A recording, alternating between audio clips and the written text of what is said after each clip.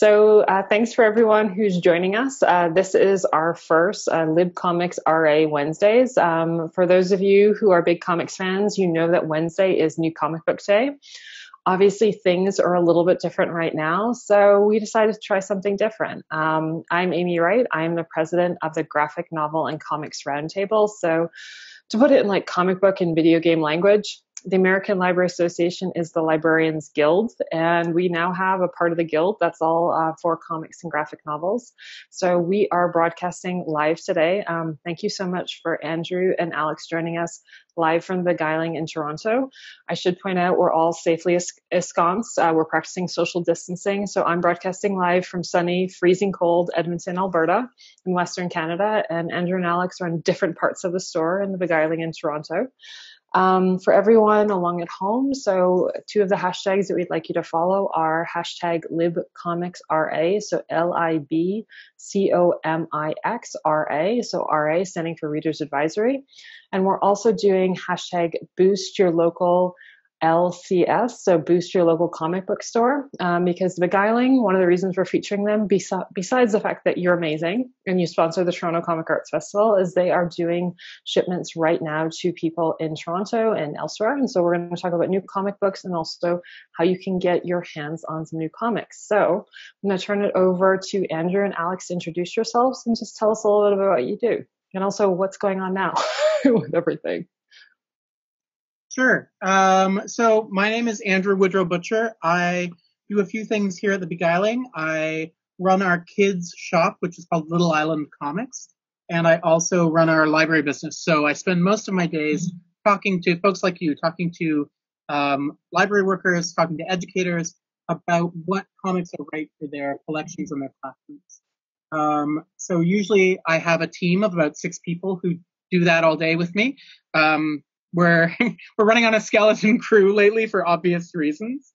But right now we are not open as a store to the public, but we are doing mail order both for institutional customers like libraries and also for just folks who want something to read. We're mainly focused on shipping in the Southern Ontario area. We can ship anywhere in the world. Of course, it's important to support your local shops. So yes, if you are watching from California or Japan, I can put something in the mail to you, but I bet you have an awesome comic book shop in your own community that you'd like to support too. And maybe, Alex, do you want to introduce yourself?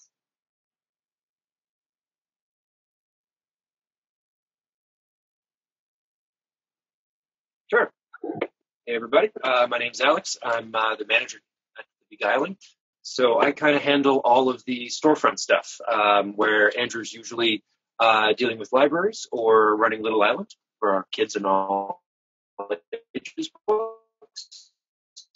I do the from comics, this new issue of Spider-Man, to the collected editions of those, to grading, appraising, and selling, buying and selling classic old comics. So, the kind of old stuff that someone's grandpa has in the basement that's dug up after 70 years and might be worth nothing, might be worth a fortune. But I also do what's sort of the heart and soul of the store here, at least on the storefront end of things, which is all of the sort of graphic novels, independent, small press, art comics, that kind of stuff. So everything from self-published mini comics up to the big blockbuster award-winning graphic novels by people like Alison Bechdel or Chris Ware. Uh-oh. Am I? Yeah. No, it's perfect. Your video is a little slow, but it's all good. So one of the reasons why we've invited Andrew and Alex here today, we are hoping to every Wednesday to talk about Comics Reader's Advisory, also talk about new titles that are coming out. For anyone who's not familiar right now in comics, we're not getting new titles on Wednesdays as we normally would, but there's still so many great comics that we can read. So Andrew and Alex are going to tell us new titles that people might not be aware of, some things that are on the docket, but also some hidden gems from the past little while. Maybe even, as Alex was saying, some gems that are hidden in your grandparents' basement. Who knows? Things that maybe you always should have read, and you know what? it's a good time to be reading comics now that we're all locked in during global pandemic. So I'm going to turn it over to Andrew and Alex to talk about some new comics and some notable titles. Great. So we each chose a stack of about 10 things, I think. So I'm just going to rattle on through them, and hopefully they'll be interesting. I know that we're going to collect all these titles and post them somewhere, Amy. So you don't have to scramble to find a pen. All this info will be available to you after. So I'm going to start on the younger end and work my way older. So here I go.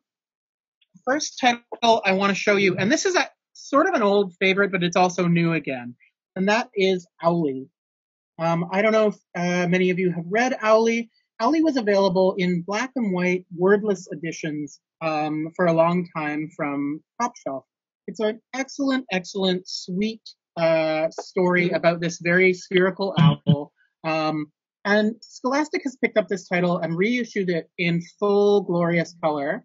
So you can get a bit of a peek here. The other thing that they did, the stories are intact the way they were originally. And so it was originally built to be a wordless reading experience, or maybe you would have, but otherwise you would have code. Scholastic has, and Andy Runton, the creator, have gone through and added in text as well. So this now is a book that can function for people who are pre-reading, for people who are starting to read, and for people who are fluent readers.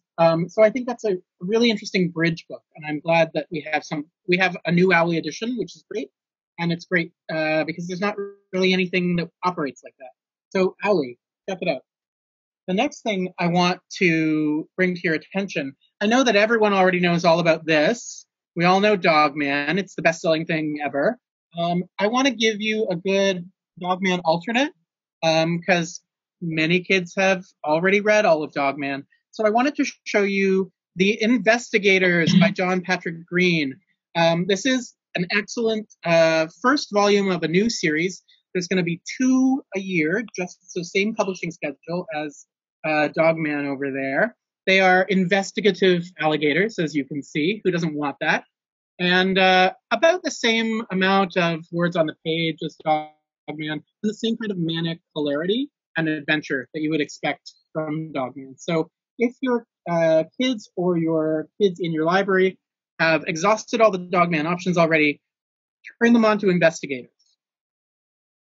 The next thing I wanted to show you is more a format than a particular title. I don't know. These have been coming out for maybe 10 months now, and they're a really great value, especially in library contexts.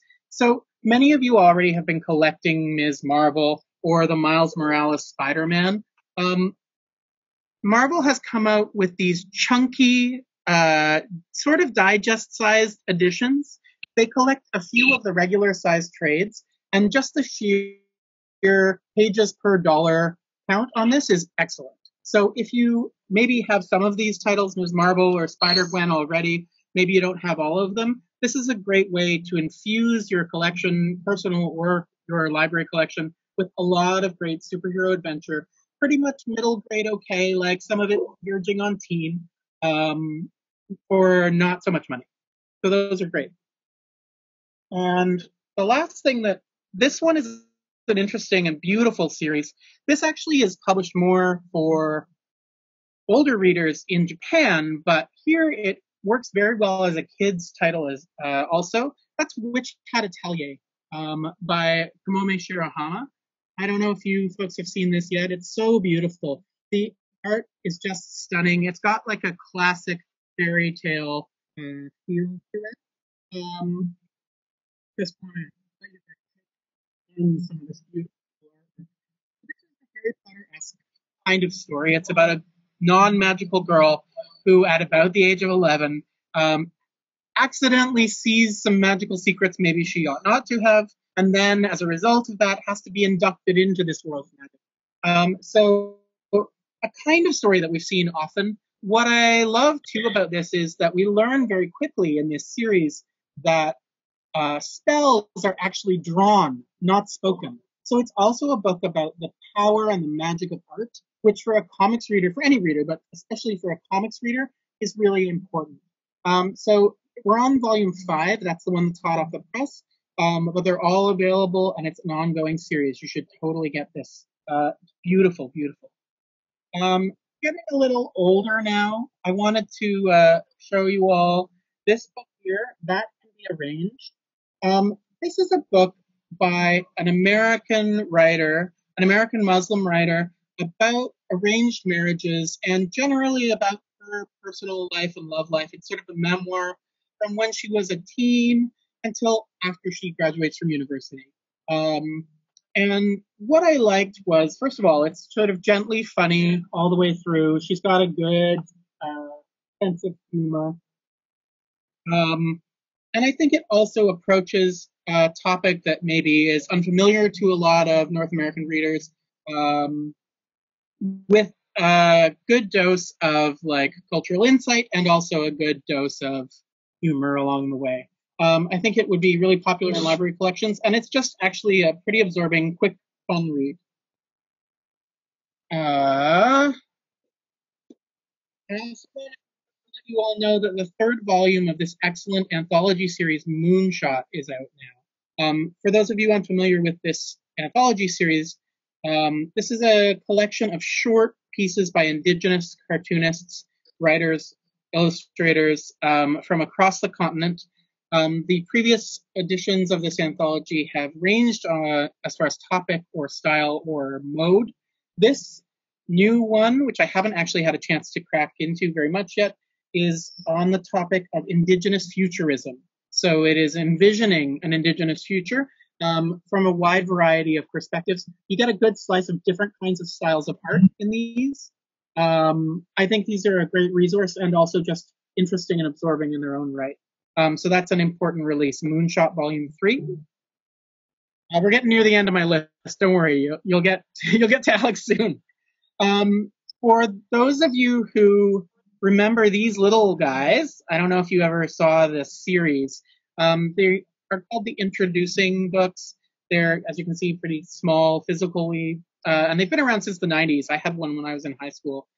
They're not the most beautiful comics, but they are good, concise introductions to different nonfiction topics. There are 2 new ones, actually in a larger format, but from the same publisher, that just came out that might be good nonfiction options. And those are Gender, a graphic guide, and Feminism, a graphic guide. I think these are obviously important just as resources, as entry points to cultural conversations that we're all having. Again, they're not the most like painterly, gorgeous like books. They are effectively deploying their graphic aspect to transmit the important content. So I think that's really great. I don't know how many of you collect zines in your library collections, but I wanted to bring up this new release, which is really excellent, by Toronto cartoonist Victor Martins. This book, Cabra Cabra, is about, it's sort of memoir. I don't know if you all can hear the siren that's going on outside my door right now. I hope not.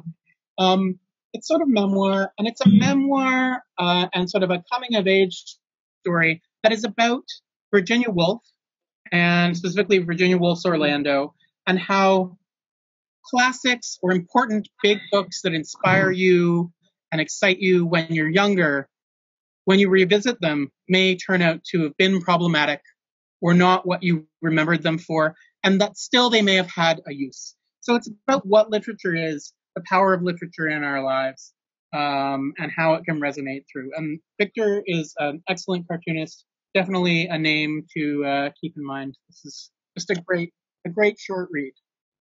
We're very near the end of my list here. I've got 2 more.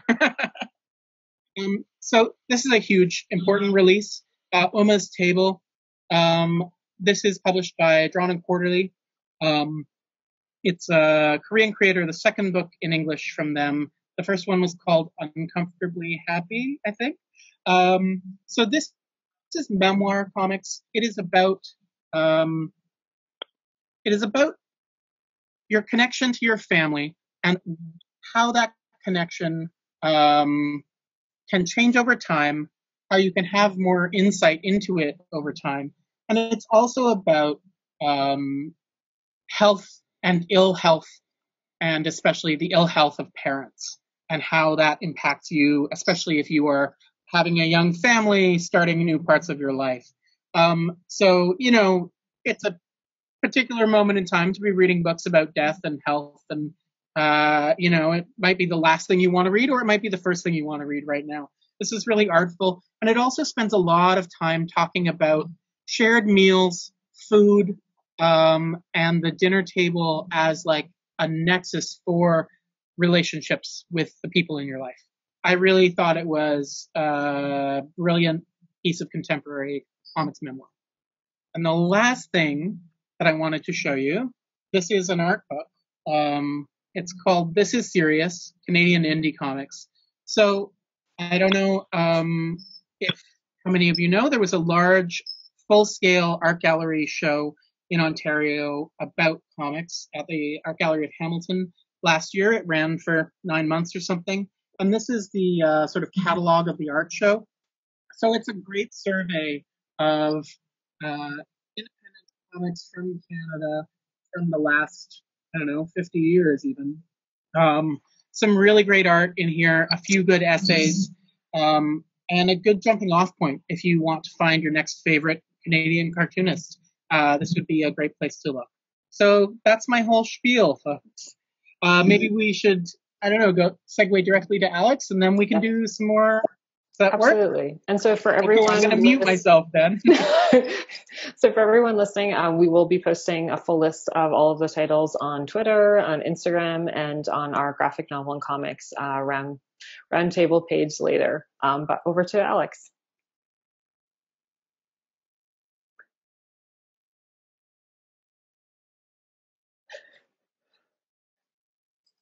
Alex, is your video okay?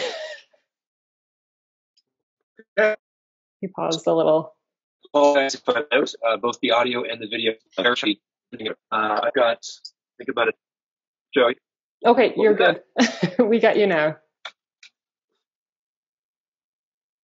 All right, sounds good.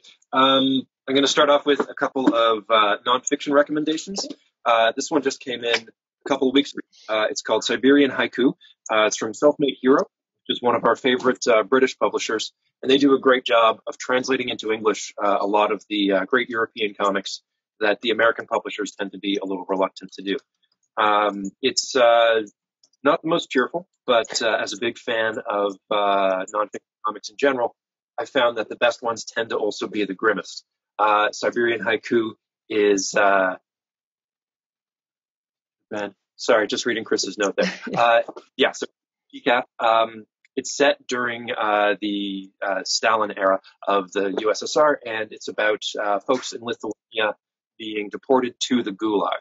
So maybe, I wouldn't say fans of the Gulag Archipelago, but those who have gone through the Gulag Archipelago in some form, this would be a comics equivalent for the Baltic states. It's done sort of mostly as a kind of diary format, so very readable, very easy to get through, even if the content is not always the most cheerful.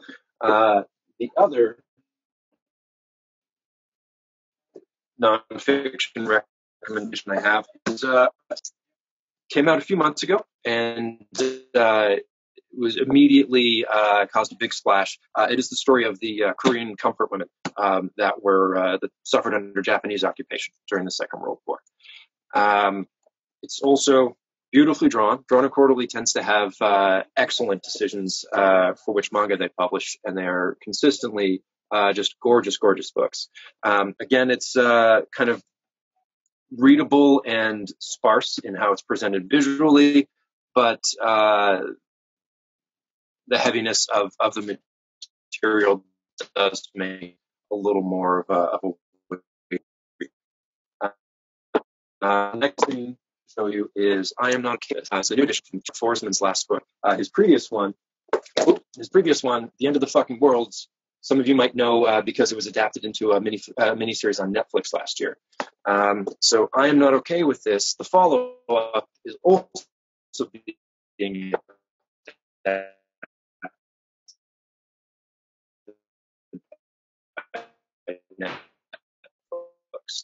It's Popeye. So the main character, let me see if I can find a decent shot of her. She kind of just looks like Olive Oyl from the Popeye cartoons. So there's a whole layer to Forsman's storytelling in the comics that isn't really there in the TV show because he's pulling in emotional notes that he sees as consistent with the history of classic newspaper comics, particularly for Peanuts with End of the Fucking World. There's a sort of tragedy to it that doesn't necessarily come through when you're adapting it into live action television. I'm Not Okay With This is less violent than the previous, a little bit moodier, but End of the Fucking World could be a little too hard on the 18 plus for some folks. The next one I have for you is from one of our favorite European creators, Louis Trondheim. Trondheim is incredibly prolific and tends to span just as broad a variety of work as he does the actual quantity of it. Maggie Garrison is our favorite new book from him in quite a while, and that's saying something because he's got a lot of good work under his belt, but it is sort of the most unexpected mystery detective story that I've read in years. She's an ordinary woman who gets pulled into kind of by chance, just by hanging around in the bar at the right time, but proves to be a surprisingly capable detective whose main skill really is that everyone else tends to be underestimating her at every turn.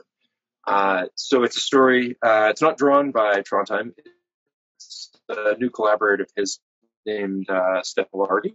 It's done in Flip. It's nicely drawn, but never overly embellished. So my favorite crime fiction, it's very matter of fact and to the point. But it's also a nice slice of life for someone whose story isn't usually put into comics or in TV and film, where she is a single 40-something kind of ordinary woman living in London who is sort of the last person you expect to be pulled into a high drama mystery of crooked cops and murderers. Alex, can I just ask a question? Would we recommend this for fans of the TV show? Can you hear me? Would we recommend that title for fans of the TV show Killing Eve? I've not seen Killing Eve. Andrew, have you? No. Okay, forget that. Back to your recommendations, Alex. It is a murder mystery detective story with a female lead, if that's enough overlap for Killing Eve. Michael DeForge, Familiar Face is the excellent latest book from him. He's incredibly prolific. I mostly selected it just as a way of saying if you're not already putting Michael DeForge in your adult libraries, you definitely should be.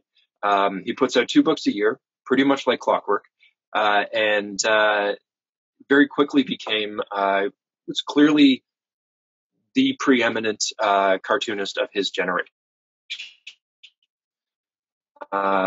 He's still quite young, in his early 30s, and when he started putting out books in his mid-20s, his career just took off in a sort of meteoric fashion that we only see perhaps once a decade. So literally anything from DeForge. My personal favorite is Ant Colony from Drawn and Quarterly. This one's also from Drawn and Quarterly. Half of his books are from Klamath Press, half are from D&Q. But they're all excellent. He tends to touch on themes of coming of age, of alienation, of maturity and self-understanding, often with a focus on sexual desire, so feeling of otherness and estrangement from people around you. And he's funny. His books are consistently hilarious. The next one I have for you is quite different. It's the 6th volume of Immortal Hulk, and the biggest hit that Marvel in the last few years. This is volume 6, it's a few years of the series now. It's a much harder turn into the horror genre than you'd expect from the Hulk, but it's also the first time that the Hulk has ever been Marvel's top character. Even though he features heavily in the movies, as a regular monthly series, Hulk struggles to keep up with bigger titles like Spider-Man or X-Men or Avengers. But for the last few years, for us and for many stores throughout North America, Immortal Hulk has actually been outselling titles like Uncanny X-Men and Amazing Spider-Man. As I said, it is definitely a horror story. It gets quite gory. Maybe you could go 16 plus. Some people would prefer 18 plus. But it is Marvel's unexpected breakout hit of the last few years.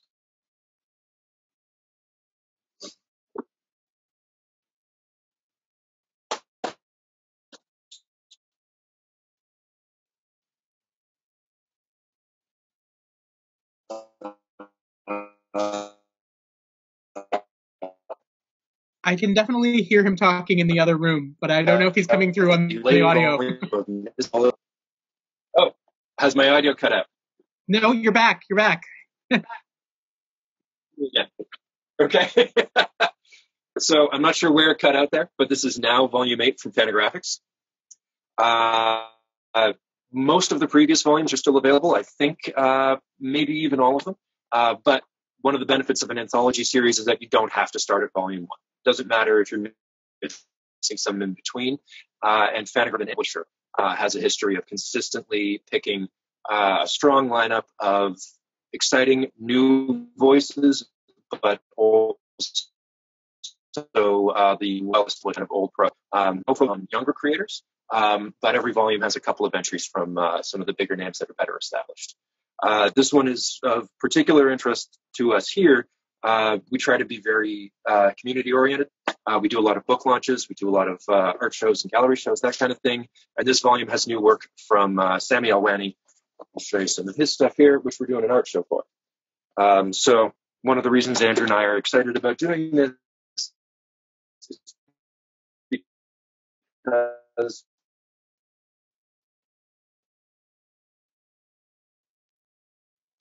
Alex, I think we lost you again. Yeah, and, yeah, your video is also. I do engage with people. Can you? No, I can hear you through the other room. Yeah. You're not coming through anymore. I wonder you're if back. you want to come and. Sorry, what? The video is back. The video is back. Yeah. So your video is back. The audio is a little, but. Okay, yeah, you're it's gone been again. cutting out on my end as well. You're back.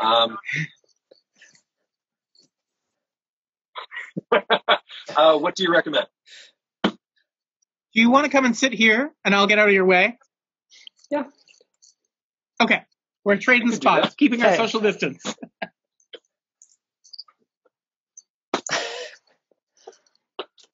Okay, viewers, we're just swapping it up midstream, just like everything that we're doing right now. You know, global pandemic, we're trying to make it work. So you have new comics titles. Okay. Hey, that's much better. Oh, that's fantastic. Okay. Yeah. So for everyone, break some of our own rules about not sharing workstations, but that's all right. Alex, do you mind doing the Fantagraphics? It's the Now series by Fantagraphics that you just did. Do you mind just repitching that? Yes. Then we'll start from there.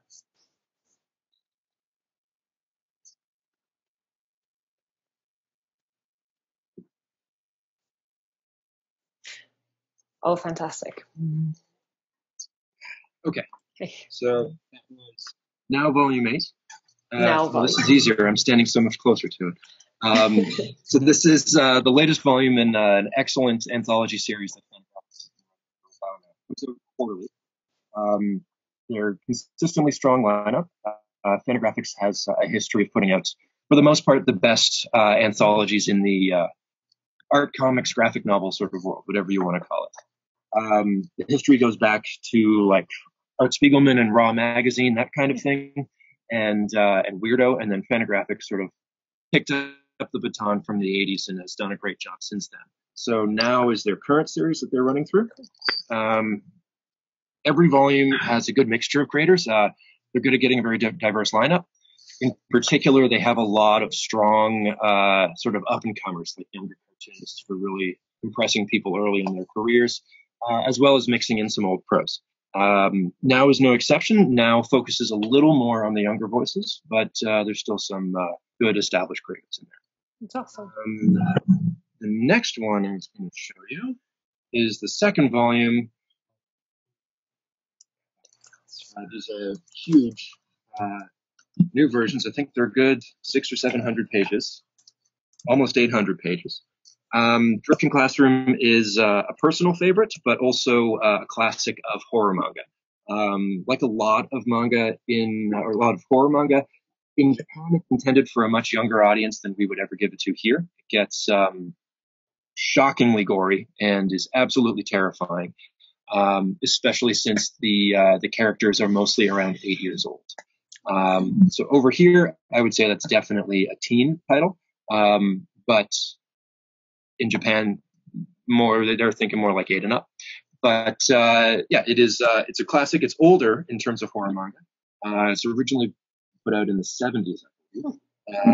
And it's been long out of print in English. It's something that we've had customers requesting constantly. Out, and Biz did a nice job with book design too. Next one is also a reissue, and that is Stuck Rubber Baby. And this is not the new version. That's coming up soon. It will be in probably a month or two. Copies should be available. So this is the old Vertigo edition. The new one is coming out from 2nd, I think. And Stuck Rubber Baby is, I guess it could be a companion piece to March for you. So it is about the gay civil rights movement, contemporaneous with the black civil rights movement, and overlapping in complementary ways, but also sometimes with a surprising amount of friction between the two. It's a first-hand account. The creator, Howard Cruz, was there and present for a lot of these events. So it's both memoir and history in a really sort of fluid and fascinating way, much like March. Next thing I have for you is a horror series. Something is Killing the Children by James Tynion and Werther Dell'Edera, I think it is. This has been a huge hit for us. It's fully painted, nice, creepy stuff. For people who are into maybe the scarier end of Stranger Things or recent movies, it is monsters hunting children in the suburbs of America. The title is about as explicit as things get, so definitely not for children. But it's been a huge hit and is about a secretive monster hunter. Nobody knows who she is or where she came from, but she kind of shows up out of nowhere wherever children are disappearing in a town. And next is The Complete Fanti Bukowski. This is also from Fantagraphics. This originally came out as 3 smaller books over the course of the last 5 years or so. It is tons of fun.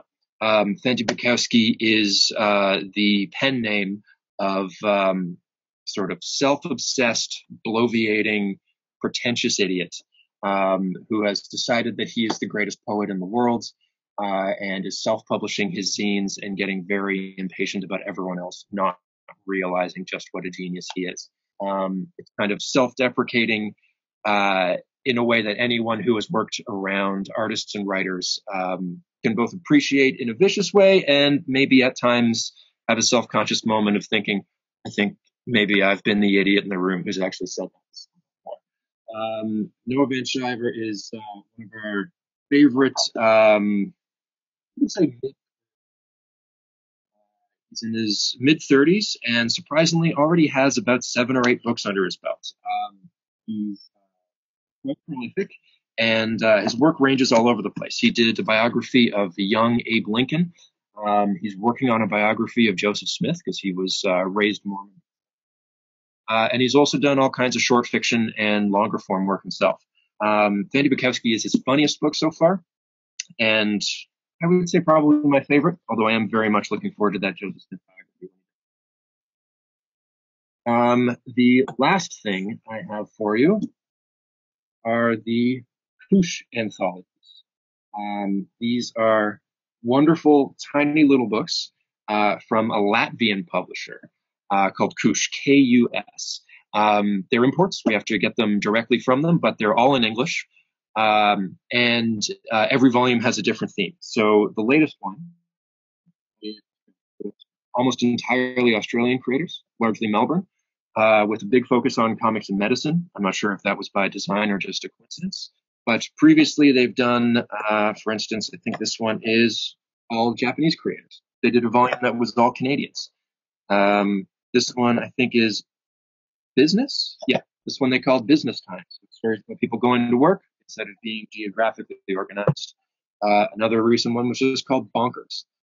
And inside, all kinds of different styles, different types of comic storytelling, everything from the thoroughly experimental to people just doing fun, cute illustrations.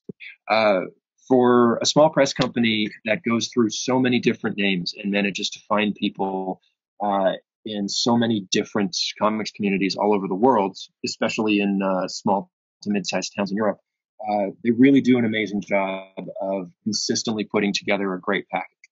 The books are fun, easy to carry around, and accessible. I often keep one just in my jacket for when I'm waiting for takeout or a bus or something, because they're so easy to carry and the stories are short.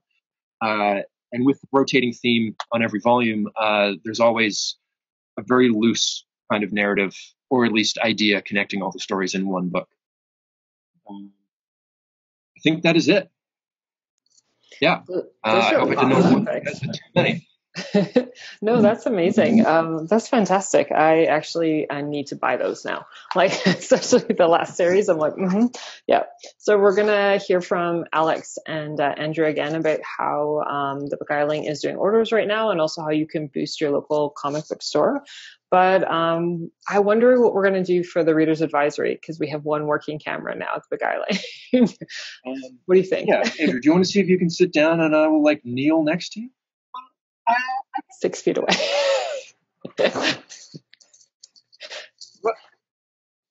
What do we get? Yeah. Okay. So for all of our listeners, one of the things we thought we would do live for you is live Reader's Advisory. One of our attendees says somebody could join Zoom from their phone. That might be okay. Sometimes it uses less bandwidth, so it might text the connection less. So that's potential, for either of you. So right now, what we are doing through the Graphic Novel and Comics Roundtable is we do have a live Reader's Advisory form. So we actually have quite a few people that have filled it out. We soft launched it last week. And so this says if you're looking for suggestions for your school, your library, or you're stuck at home yourself, or suddenly you are homeschooling, any of the above.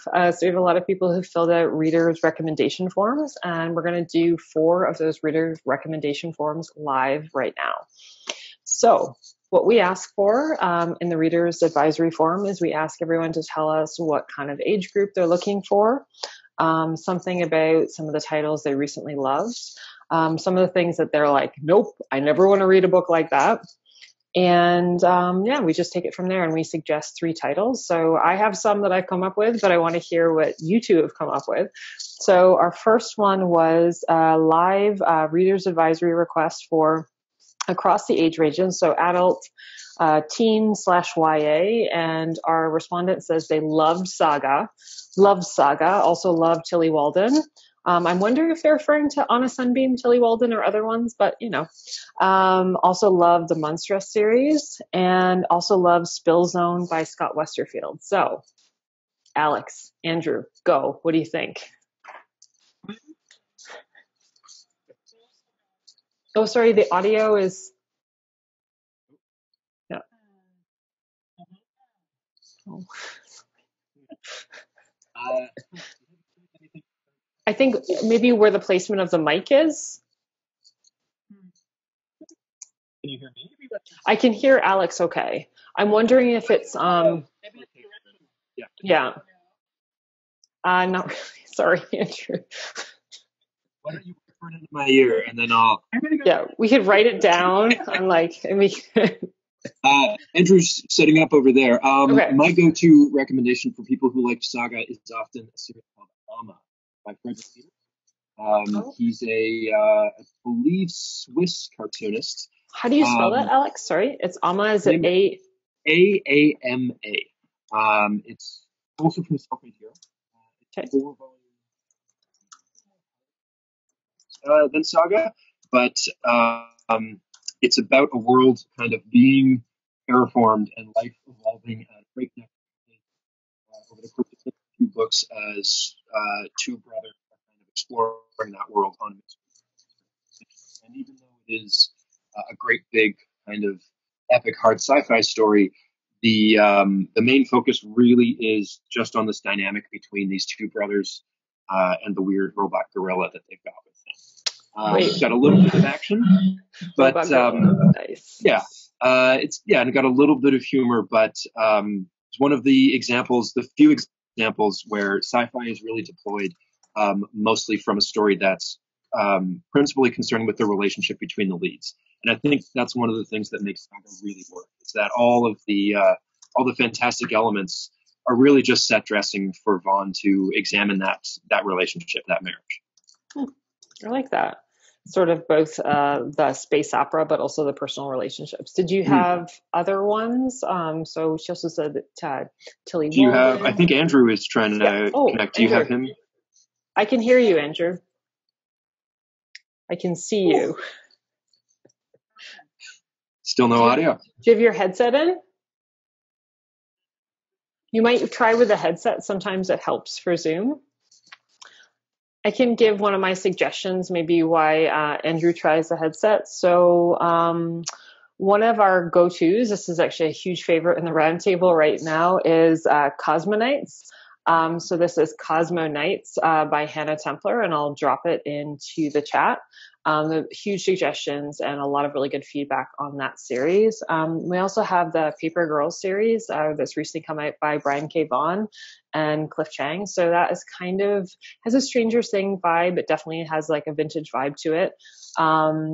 And I also thought maybe the Blackbird series, this is by Jen Bartel and Sam Humphries. It kind of has a mystical, sort of a Riverdale feel to it. So it's not really space opera, but depending on what you're looking for, it might appeal. Some of the artwork, Jen Bartel has a great art style. Her color palette is really fantastic. And so depending on what people are gravitating towards in terms of Saga, if they really love Fiona Staples' artwork and color choices, I think Blackbird by Jen Bartel is a really good call. Let's see, Andrew, can we hear you now? No, he's totally frozen.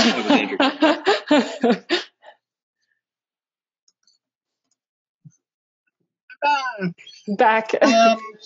Okay. So the thing I was going to say that would be a good jump off from Spill Zone might be Decelerate Blue.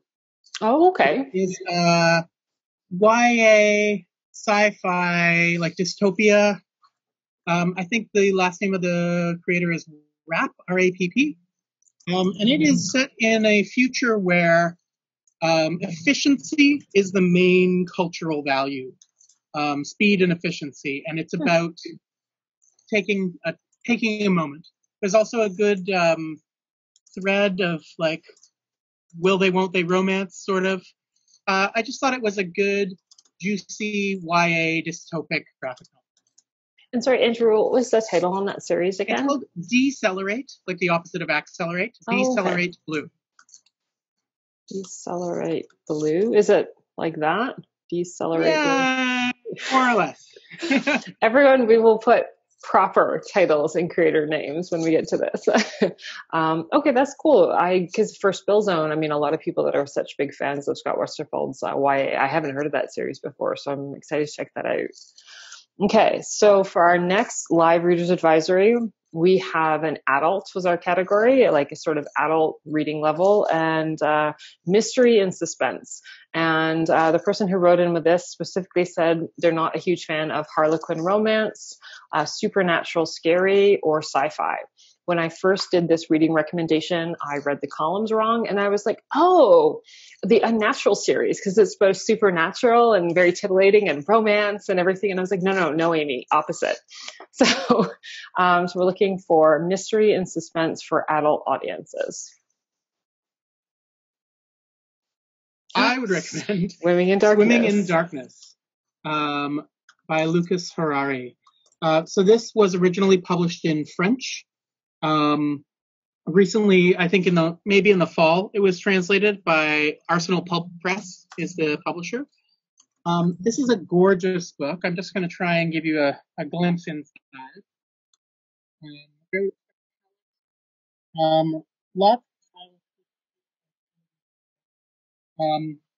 It is about, here we got some words for it.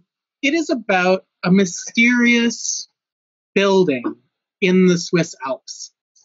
Something is going on. Something is up with this hotel, ski resort, spa place. And this character here is going to get to the bottom of it. There's like not exactly romance, but sort of sexual intrigue woven through. But mainly it's about this enigmatic place, how it came to be built, and what is going on there right now. Just absolutely gripping and gorgeous. That's awesome. That's cool. Mm-hmm. Did Alex have a... Are we going to swap out? Or... Alex is coming back. I'm going to get out of the way. Thank you.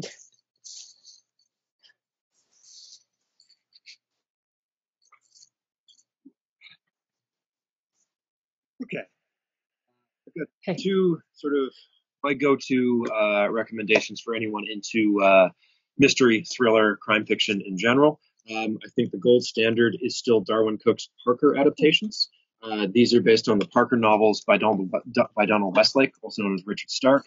Cook did 4 of them before his death. This was my favorite of them, The Outfit, but any of them are excellent.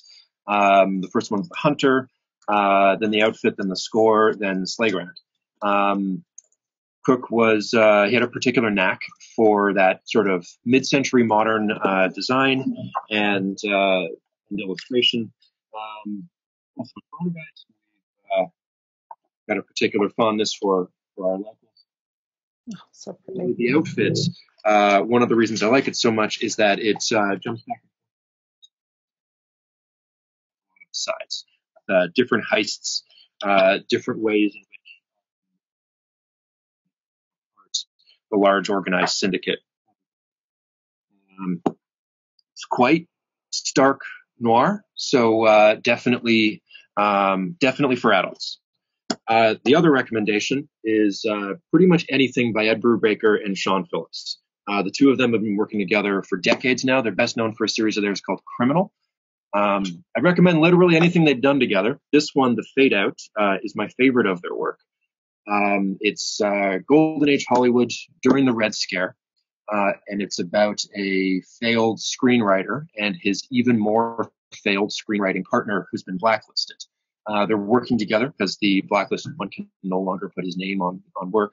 And as they spiral further into alcoholic disaster, a communist plot and a murder mystery of a promising young starlet come up in sort of exactly the classic noir fashion.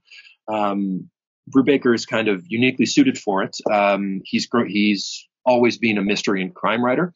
Even when he was doing superhero stuff, he did a lot more espionage and spy thriller stuff. But his team-ups with Sean Phillips are particularly good. And his aunt and uncle growing up were producers and screenwriters in Hollywood from the 20s to the 40s. So this is him taking the genre to which he's already best suited, and then also applying everything that he learned from his own family growing up as a child and hearing these stories about all the sordid Hollywood parties and all of the sort of intrigue and mysteries and the gossip that would be covered up by the studios, and the terror that J. Edgar Hoover held over the entire community. So Fade Out, which has zero supernatural stuff, which is kind of how I prefer my crime fiction. Also highly recommend. I think for myself, I had one of the ones I'd recommend is My Favorite Thing is Monsters, for people who haven't checked it out, by Emil Ferris. So it's both a coming of age story, it's a murder mystery, and the artwork is truly exceptional and definitely something different than you're going to see almost anywhere else. I also am a big fan for people who haven't yet checked out Black Sad. I mean, if you're talking about that crime noir, Black Sad really feels like the Maltese Falcon meets Mouse almost, in that it's an anthropomorphic comic. So for some people, they're a little bit thrown. But if you haven't read it yet, like, this is one of the titles that you definitely want to read, and it's now available much more widely through Libcomix. So that was another one I had, and I thought maybe My Friend Dahmer. I mean, if you're talking about like a nonfiction and sort of a crime drama, it's a kind of a, if not a classic, but it's been around long enough and it's set a lot of a standard, and it's a very good sort of in that feel of a Dexter or something. If you're trying to get in the mind of, and this is written by a classmate actually of Jeffrey Dahmer, and is sort of his classmate, correct? Yeah, they were friends in high school. He and his friends called themselves the Jeffrey Dahmer Fan Club when they would hang out in the lunchroom. Yeah, so if you're definitely looking for like a mystery crime drama, like this is nonfiction and will surprise you. And the art is very compelling and the story and the narrative in general. So our last two, we had sort of a surprise me. So both of these are all ages categories, and both of our respondents were just like, tell us some hidden gems, things by independent authors or maybe titles that we might have missed. So Alex, do you want to start and then we'll swap out with Andrew? Do you already have one on hand? I'm actually going to swap out with Andrew because he's already got one at the ready. I'm just going to grab. Yeah.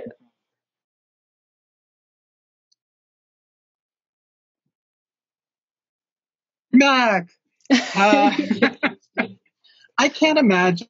I don't know if people missed this or not, but if they did, it's a tragedy. Everyone needs to read Stargazing by Jen Wang. It's middle grade friendship story. It is about a lot of different things, including unlikely friendships and connections.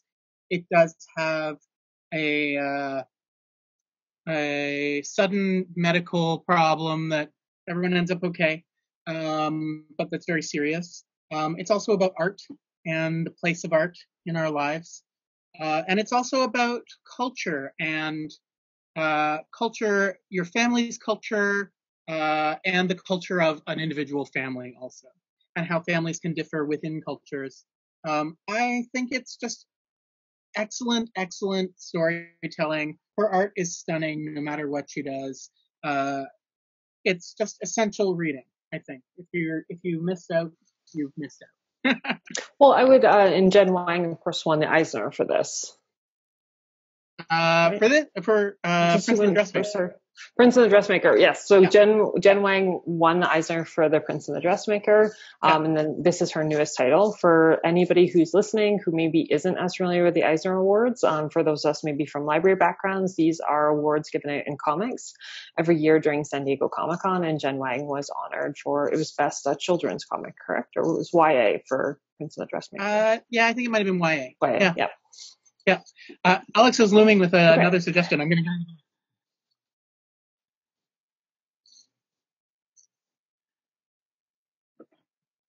Okay. Got two here. And these are the two books that are at the top of my pile at home. Which, despite all of the chaos, have actually not been getting as much reading done as I should. But these have both come in the last 2 weeks, and I'm very excited about them both. They are new creators. Goblin Girl is Romanova, who is a Swedish cartoonist. This is her first book. It looks accessible, deprecating in a way that I've really been enjoying lately. A lot of inner narrative, young people kind of in crisis and struggling with the world around them and feeling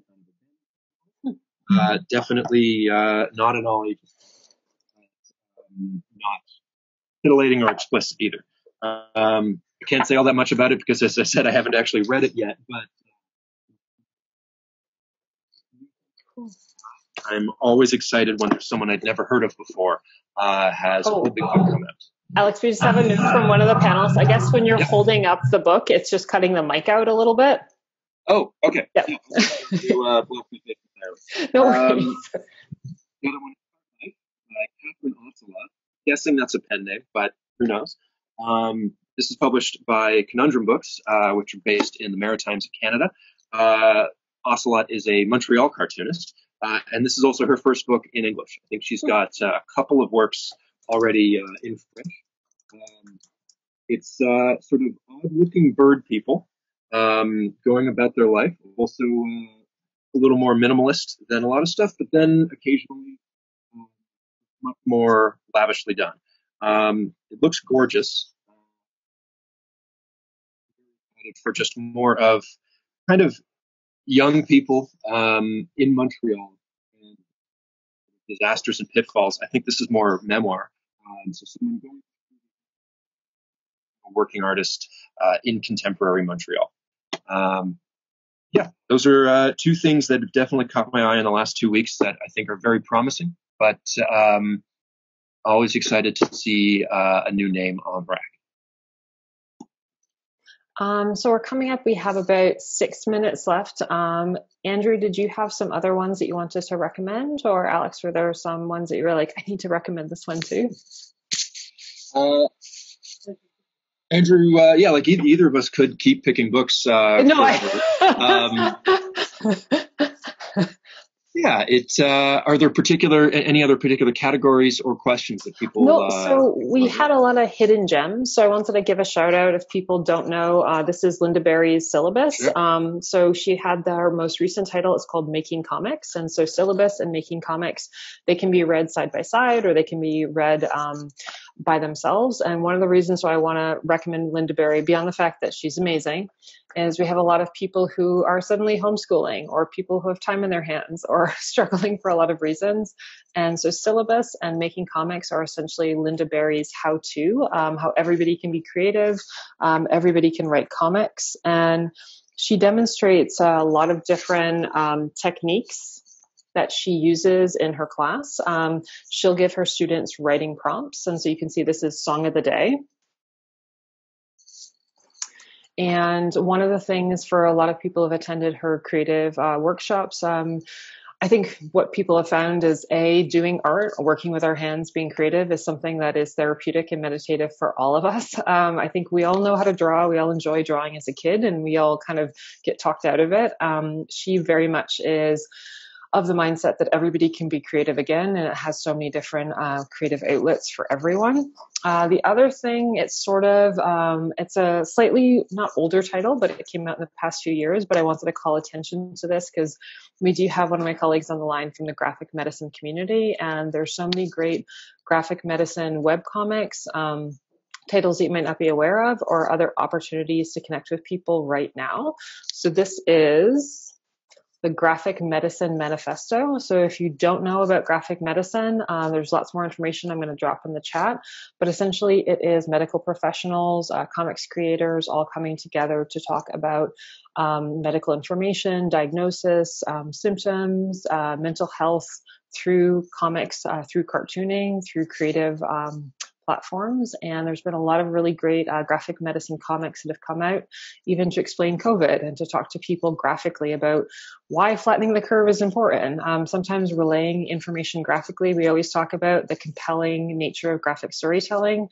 Graphic medicine shows it firsthand. So if you haven't, this is where it started. I should also want to point out Ian Williams, who's one of the originators of the graphic medicine community. He is a working doctor in the UK. So he's pretty busy right now. Another one, especially if you want a laugh right now, I'm going to point out Guy Delisle's. This is the Handbook to Lazy Parenting. You may know Guy Delisle. Like Joe Seiko, he's done a lot of nonfiction comics journalism reporting, but he's also really funny. And he is, by his own admission, a lazy parent. And so for everybody stuck at home right now with kids or unexpectedly caring for people in ways that we love the people we're caring for, but maybe we're getting a little taxed, I would definitely point out some of his art style. It's very simple. It makes you laugh. And he has a really good mindset around his comics. And those are my 3 picks. So Guy Delisle, we've got the Graphic Medicine Manifesto, and Linda Berry's syllabus and Making Comics. I also, give a shout out specifically for Tina Coleman, who's on the line, because Guy is he's done a lot of work for the American Library Association. It's pretty amazing, the Lazy Guide. So we're at 2 minutes. If we have maybe one question from the audience, if anybody wants to ask for a suggestion to Alex or Andrew or myself, and then we're going to wrap it up in about 1 minute. Does anybody have any questions or burning desire for a reading recommendation? I see in the comments, Chris mentioned also the Case of the Missing Men for the mystery and suspense stuff. That and the follow-up, the Cursed Hermit, are both really fun. They're calling the series the Hobtown Mysteries. They're also published by Conundrum, so it's all Canadian team as well. And that series is excellent. It's sort of the Hardy Boys, but much grimmer and scarier, set in the 90s in small town Nova Scotia. Wow, the cursed hermit seems pretty appropriate for right now too, hey? Yeah, definitely. Yeah, and that one's like a creepy haunted prep school as well. Oh gosh, yep. Okay, cool. So for everyone on the line, first of all, I want to thank Alex and Andrew so much. This is the first time we've ever done something like this. Part of our reasoning is in comic books. Wednesdays are New Comic Book Day, and right now, given everything that's been going on with distribution and just the general current state of affairs, we wanted to profile the fact that there are so many great new titles out there that you can get from your library, you can read digitally, or your local comic book store may be doing deliveries. Before we sign off, I was just wondering if the two of you could tell people how they could order from the Beguiling if they want to order some of the titles that y'all have talked about. Oh, sure. You can get a hold of us by phone at 416-533-9168, or you can reach us by email at beguilingorders@gmail.com. We're being very careful about not overlapping staff and not having many people in at once, so it is a little bit slow. But someone is from 11 to 6 answering the phone and going through the emails. So by all means, feel free to get in touch either for more suggestions or for mail outs or whatever you like. And Andrew's also going to check. And also, you can get it. Sorry. What about now? How about now? Yep. Now is better. Yeah, now is better. You can get in touch if you're purchasing for a library or a school. You can use the same email address as Alex said. That's beguilingorders@gmail.com. Or you could email me directly, andrew@beguiling.ca. We do institutional discounts for schools and libraries. And we can fulfill orders, but we can also do selection curatorial stuff as well. So we're happy to work consultatively to help build the collection, even if you don't know exactly what you need right now. And for everyone on the line, Tina, can I just ask you to do me one favor too? Can you just drop the link in for the comic book store locator from Boom Studios? So a lot of people within comics have been coming together to support and boost our local comic store. Boom Studios is currently featuring a locator on their homepage for all comic stores that are doing safe services delivery. So that's curbside pickup in some places, delivery in other places. So that is on Boom Studios homepage right now, and that is to boost your local comic book store. And yep, Tina just dropped it in. So you can see that's Boom Studios Archives, boost your local comic shop. And so yeah, every Wednesday, we would normally be visiting our comic book stores and picking up new titles. So we're hoping that this has given you some new titles, some titles that you might not weren't aware of before, some notable titles. And Alex, Andrew, thank you so much. This has really been a pleasure. And, hope to hear from you in the weeks to come as we all get through this. Yep. Yeah, great. This has been fun. And hopefully we can figure out some of the technical yeah, well, this is actually less technical problems than I was expecting. Yeah, no, I mean, so yeah, actually, this is given the fact that what could have gone wrong. I mean, I think we all have heard about, things have crashed, pets, little coworkers, whatever have run into video. I feel like we did okay. So for everyone who is listening, again, we're going to be doing a full list of all the titles that came through, and we are going to post that on all of our social media channels and also post it to the Graphic Novel and Comics Roundtable website, and we'll push out that information.